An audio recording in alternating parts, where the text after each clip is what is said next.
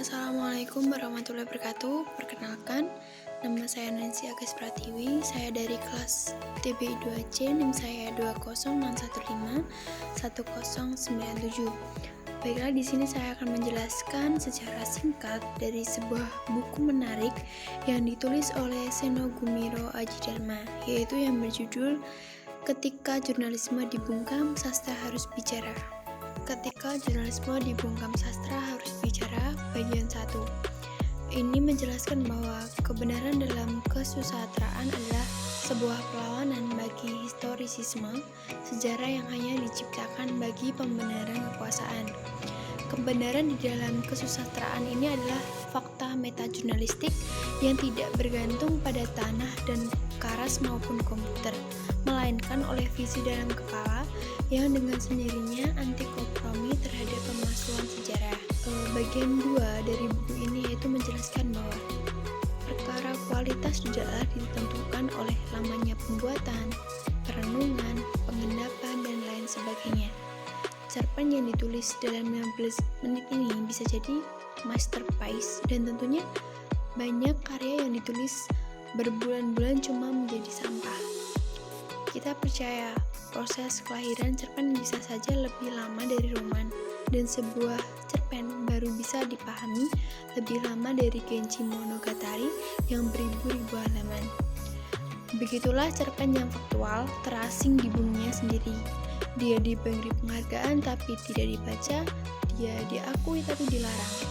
Cerpen yang faktual ditulis berdasarkan kenyataan, hanya hidup dalam kalangan eksklusif para budayawan, aktivitas kemasyarakatan, dan pengaji sastra.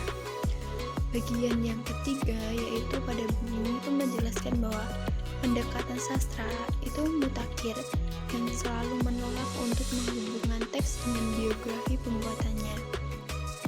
Meski begitu, latar lahirnya suatu karya bisa penting jika dimaksud sebagai studi tentang proses kreatif. Meskipun begitu, data tentang lahirnya suatu karya itu bisa diungkapkan dengan melalui proses kreatif itu sendiri, tetap sesuatu yang misterius. Bagian keempat selanjutnya yaitu menulis berita itu bukanlah soal estetika, bukan keindahan bahasa, melainkan soal fakta apa sih yang sebenarnya terjadi. Ketika jurnalisme dibungkam, sastra harus bicara. Karena bila jurnalisme bicara dengan fakta, sastra bicara dengan kebenaran. Menutupi fakta adalah tindakan politik. Menutupi kebenaran adalah perbuatan paling bodoh yang bisa dilakukan manusia di bumi ini. Seni yang baik yaitu menjelaskan dirinya sendiri. Seni yang baik tidak usah dijelas-jelaskan oleh pembuatannya. Bahwa sebuah fiksi dianggap cukup bisa mengundang masalah, sehingga perlu ditegur karena bau fakta, sudah merupakan suatu hal yang sulit digolongkan sebagai akal sehat. Ternyata ada kecenderungan menganggap fiksi sebagai fakta. Padahal, sampai ke pengadilan pun tidak pernah ada fiktif yang disahkan sebagai fakta. Meski siapa sih yang bisa mengingkarinya sebagai kebenaran? Teks kebenaran diburu oleh suatu kekuasaan di belantara fakta dan masih juga diburu meski menghindari kelautan fiksi. Bagian kelima yaitu berisikan kenangan sebenarnya tidak terletak di masa lalu, kenangan hidup bersama kita di masa kini. Dengan begitu, apa yang disebut waktu dalam penghayatan manusia barangkali tidak linear, yang dengan disiplin mengurutkan masa lalu, masa kini, dan masa depan.